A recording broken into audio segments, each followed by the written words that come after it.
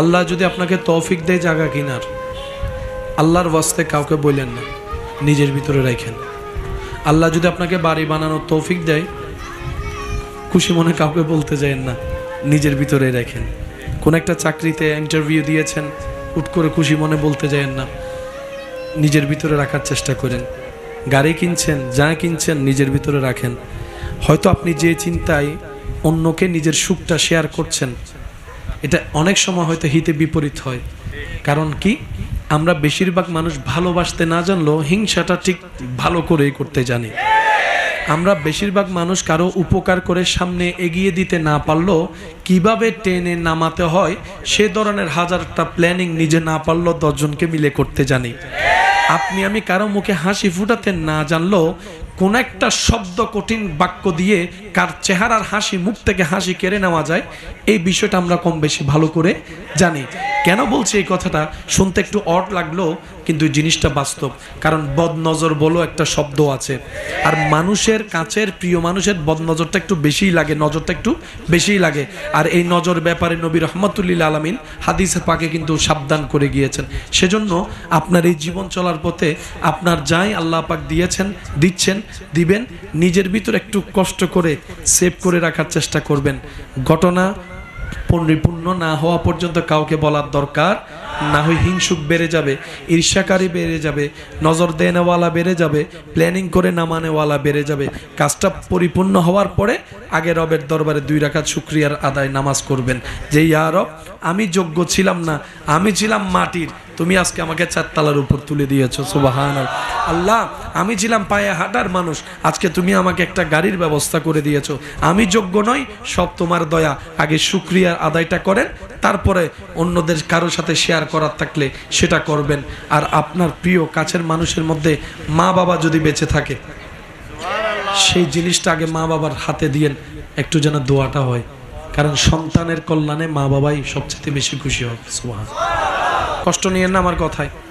কেউ কারো ঘরে বেড়াতে গেলে যতগুলো রুম থাকে, মানুষ যারা যায় মেহমান, ওরা কোন রুমে বসে বলেন না? আমরাও যদি এখন কোথাও যদি বেড়াতে যাই কারো বাসায়, কোন রুমে? ভিতরে কয়টা রুম আছে আমাদের জানা সম্ভব? ওই রুমের বিছানার চাদর কি কি কালার জানা সম্ভব? কিন্তু আমাদের অধঃপতন এমন নিম্ন পর্যায়ে চলে গিয়েছে, এই বিভিন্ন ভিডিও টিডিওর নামে মানুষ বেডরুমের স্ট্রাকচার পর্যন্ত ভিডিও করে ফেসবুকে দিয়ে দিচ্ছে। নিজের ঘরের ভিতরের রুমের বেডের বেডশিটটা কি, যেটা তার বউ জানার কথা, তার স্বামী জানার কথা, হয়তো তার ফ্যামিলি মেম্বার জানার কথা, এটা এখন পুরা বাংলাদেশ জানে। এটাকে যদি আমরা উন্নয়ন মনে করি, তাহলে আমি ক্ষমা চাচ্ছি। এরকম উন্নয়নের দরকার নাই, এরকম উন্নয়নের দরকার নাই। শ্রদ্ধা রেখে একটা কথা বলি, যেটা রেখে যাচ্ছি সেটা থেকে যাবে। আজকে থেকে 30 বছর, 15 বছর, 20 বছর আগে যখন থেকে এগুলা শুরু হয়েছে, ওই ভিডিওগুলো কম বেশি আছে না নাই? আপনি যখন বাবা হবেন, আপনি যখন মা হবেন, আপনি যখন দাদা হবেন, দাদি হবেন, নানা হবেন, নানি হবেন, আপনার নাতি নাতনি যদি আপনাদের সেই ভিডিওগুলো দেখে আপনার সামনে, সেটা দেখা যদি আপনার জন্য ইজ্জতের মনে হয়, করেন। আমি কি বুঝাতে পারছি কথা? যদি সেটা আপনার জন্য প্রাউড ফিল হয় যে আমি বুড়া হয়েছি, আমার নাতি আমার সেই 20 বছর 30 বছর আগের ভিডিওগুলো দেখছে, এটা যদি আপনার জন্য ভালো লাগে, এটা আপনার ব্যক্তিগত ব্যাপার। তবে মনুষ্যত্ব বলে একটা কথা আছে, আর মনুষ্যত্বের যতগুলা বড় অলংকার, তোর মধ্যে একটা অলংকারের নাম হচ্ছে আদব, আর একটা অলংকারের নাম মহাব্বত, আর একটা মহা অলংকারের নাম হচ্ছে লাজ, লজ্জা, শরম। যার ভিতর লজ্জা নাই তার ঈমান, এটা একটু মিলে দেখলে বুঝবেন। দিন দিন যে অপরাধ বেড়ে যাচ্ছে তার অন্যতম কারণ হচ্ছে লজ্জা কমে গেছে। আল্লাহ আমাদের সবাইকে হেফাজত করুন। আপনাদের এলাকায় পরে মোটামুটি বয়স হলে এটা পড়তে লজ্জা লাগে না? একসময় লাগতো তো, এখন লাগে। এটা কেমনে হলো?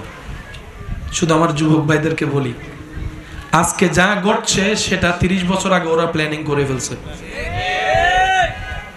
একটু বুঝবেন, আজকে যা ঘটবে এটা 30 বছর আগে থেকে প্ল্যানিং করছে যে ওরা মুসলমানকে 2025 সালে কোন রূপে দেখতে চায়।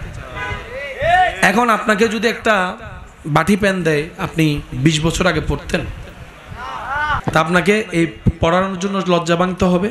তখন তারা কি করলো, এই এমনে ফ্যান থেকে জিন্স ফ্যান আনছে। জিন্স ফ্যানের মধ্যে আগে কখনো দাগ ছিল, তারপর আসছে দাগের জগতে হালকা দাগ, দেখে যে এটা সেল হয় কিনা। যখন যুবকরা ব্রাঞ্চ কায় কিনা শুরু করছি, তারপরে হালকা করে একটু ফাটা দিছে, দেখা দিবে আরো বেশি সেল হই। সেজন্য আমার যুবক ভাইদেরকে বলি, যেটা এসে চলে যায় সেটা স্টাইল নয়, যেটা থেকে যায় সসম্মানে এটাই স্টাইল। সেজন্য সবচেয়ে বড় স্টাইল হচ্ছে ইসলামে। আরো জোরে বলেন, ইসলামে যে স্টাইল পোশাকের দিয়েছে, দাড়ির দিয়েছে, চুলের দিয়েছে, তখনও যেটা ছিল এখনো সেটা আছে, কিয়ামত পর্যন্ত সেটাই থাকবে। আল্লাহ তাআলা আমাদেরকে ইন্নাদ-দীনা ইনদাল্লাহিল ইসলামের সাথে হৃদয় জড়িয়ে রাখার তৌফিক দান করুন, অন্যকে ভালো রেখে নিজে ভালো থাকার তৌফিক দান করুন।